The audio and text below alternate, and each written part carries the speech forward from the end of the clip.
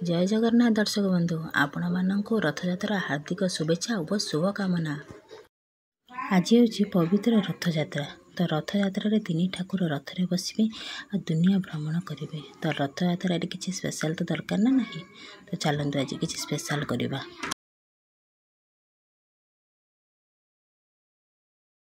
मुझे किसी बैगण काटिकी नहीं से लंका गुंड हलदी गुंड लुण आउ चाउल चूना और बेसन टिके गोलाई मुझे तावारे तावा भजा करी।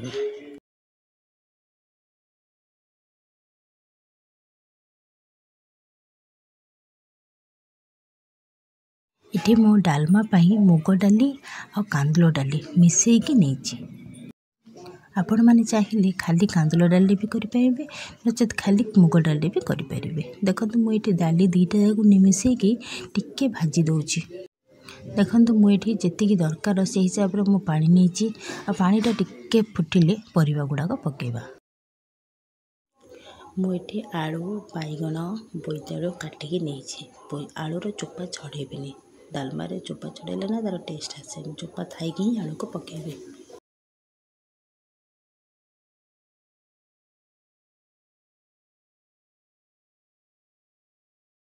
हलदी गुंड लुण और टमाटो पकईकि दुईटी सीटी मारे।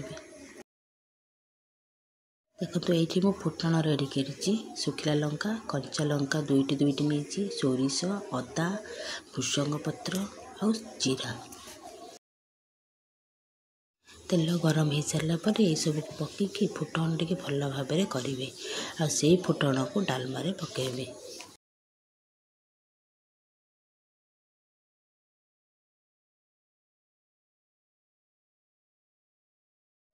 डालमा पकई सारा पर टिके गोटे 2 मिनट फुटाई फुटेकी गैसटा ऑफ करदेवे।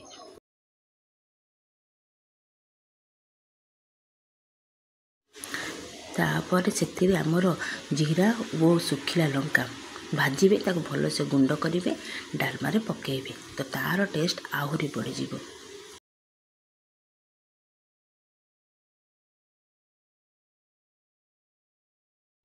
चलतु एबे स्टार्ट करिबा हमर कानिका बा मीठा खेचुड़ी। देखंतु फास्ट जो थे आप तैयारी करेंगे से घी टिके देवे से काजू पकेबे। काजूटा को टिके फ्राए हो सारा पर काढ़ीदेवे। अन्य सब मसला आमर गोलमरीच डालचीन अलैच गुजराती जो कहते लवंग आ तेजपत्र पकईकि भल भाव में फ्राए करदेवे। सेटा फ्राए हो सारा पर आमर जो चाउल जो आम धोईकी रखी से चाउल को तातिर पकईकि टिके भाजीदेवे।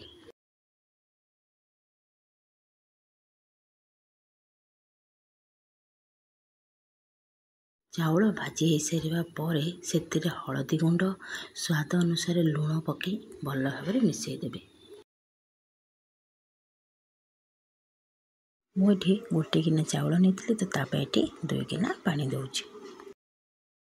एठी भी आपण मैंने गरम पानी ही यूज करंतु भल रहिबो। पानीटा फुटी जावा पर गैस रो फ्लेम टाको लो करेंगे। लो फ्लेम टे ही ताको भल से हवा को देवे। देखंतु एठी मोर कानिका प्रस्तुत हो जाइए। तो मुझे 2 चामच घी देली ताको भल भाव में मिक्स करदेली। गैस रो फ्लेम को ऑफ कर दूची।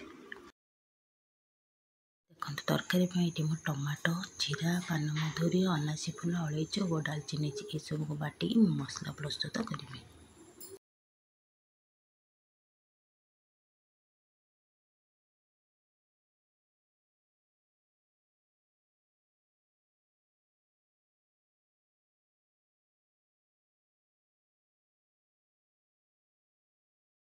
देखो मुझे किसी परिवा नहीं जमी बोईतालु मुनिगा आलू सारू बैगण चना डाल टे बतुरे देती पणस मंजी ये सब नहीं तरकारी करी। आमर एपटे तो मुनिगा कौन आपण मानकर से कौन कौन मत कमेंट निश्चय जनइबे।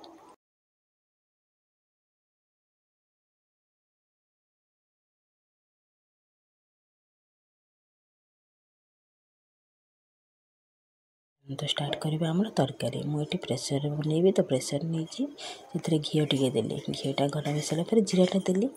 जीरा फुटेबा पर देखो तेजपत्र ଆଉ ଅଳେଇଚ ଦେଇଛି, କଞ୍ଚା ଲଙ୍କା ଗୋଟେ ଦେଲି। ଆଉ ଏବେ ଯେଉଁ ବାଟିଥିଲି ଯେଉଁ ମସଲାକୁ ତାକୁ ପକେଇଲି। ମସଲାଟାକୁ ଟିକେ ଭଲସେ ଭାଜିଦେବେ।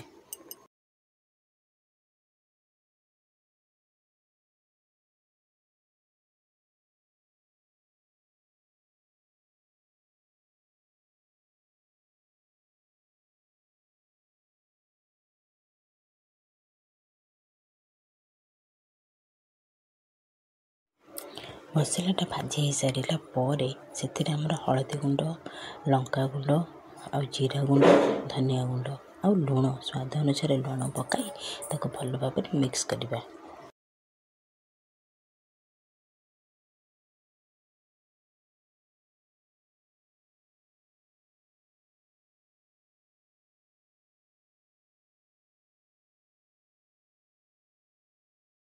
ଦେଖନ୍ତୁ ମସଲାଟା ପୁରାପୁରି ଭାଜି ହେଇଯାଇଛି। ତ ଏବେ ଆମେ କ'ଣ କରିବା, ସେଥିରେ ଆମର ପରିବା ଗୁଡ଼ାକ ପକାଇବା। ପରିବା ଗୁଡ଼ାକ ପକାଇକି ତାକୁ ଟିକେ ଭଲ ଭାବରେ ମିକ୍ସ କରିଦେବା। ତାପରେ ଯେତିକି ଦରକାର ଆବଶ୍ୟକ ଅନୁଯାୟୀ ପାଣି ଆମର ଦେବା। ପାଣି ଟିକେ ଅଳ୍ପ ଦେବେ, ଅଳ୍ପ ଦେଲେ ହିଁ ଭଲ। ମୁଁ ଏଠି ଗରମ ପାଣି ପକାଉଛି। ଆପଣ ଯେବେ ବି ତରକାରୀ ଯାହା ବି ବନାନ୍ତୁ ଗରମ ପାଣି ୟୁଜ୍ କଲେ ହିଁ ଭଲ। ଦେଖନ୍ତୁ 2ଟି ସିଟି ପରେ ମୋର ତରକାରୀ ହେଇଯାଇଛି। ଆଉ ସେଥିରେ ମୁଁ ମସଲା ଗୁଣ୍ଡ ଦେଇଦେଲି, ଆମର ଗରମ ମସଲା ଦେଇକି ତାକୁ ମିକ୍ସ କରିକି ଗ୍ୟାସ୍ର ଫ୍ଲେମ୍ ଅଫ୍ କରିଦେଇଛି। ଦେଖନ୍ତୁ ମୁଁ ଏଠି ଚିପ୍ସ ଛାଣିବି, ତ ଫୁଲକୋବି ଆଉ ଆଳୁ ନେଇଛି। ସେଥିରେ ଲୁଣ, ହଳଦୀ ଗୁଣ୍ଡ, ଲଙ୍କାଗୁଣ୍ଡ ଗୋଳେଇକି ତାକୁ କିଛି ସମୟ ରଖିଦେବା। ତାପରେ ସେଥିରେ ଆମର ବେସନ ଆଉ ଟିକେ କର୍ଣ୍ଣଫ୍ଲାୱାର ପକାଇକି ତାକୁ ଛାଣିବା।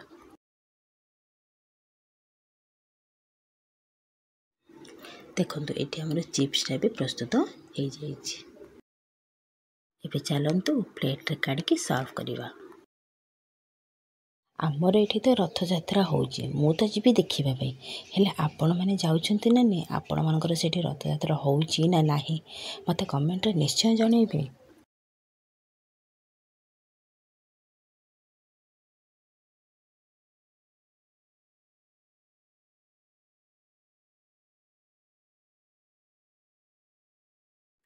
ଦେଖନ୍ତୁ ଏଇଠି ଆମର ପ୍ରସ୍ତୁତ ହେଇଯାଇଛି ରଥଯାତ୍ରା ସ୍ପେଶାଲ କାନିକା ଥାଳି ବା ଭେଜ୍ ଥାଳି ବିନା ପିଆଜ ରସୁଣରେ।